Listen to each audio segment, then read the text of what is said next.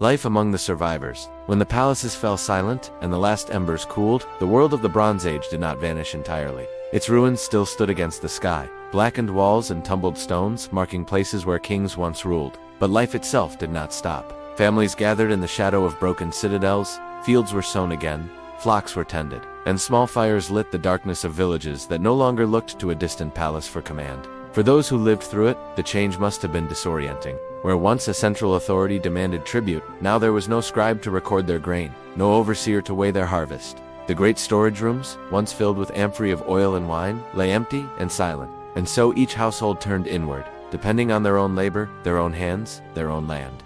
It was a humbler life, but perhaps also a freer one.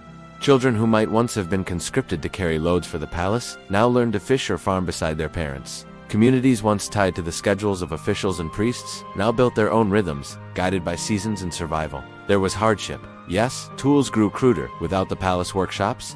Art lost the flourish of master artisans, and writing itself nearly disappeared, but the people endured.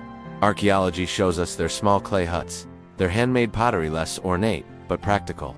We see graves dug with care, simple offerings of beads or tools laid beside the dead. Even in collapse, humanity clung to ritual, to love, to the need to remember. And slowly, over centuries, out of these scattered and quiet lives, a new world began to take shape.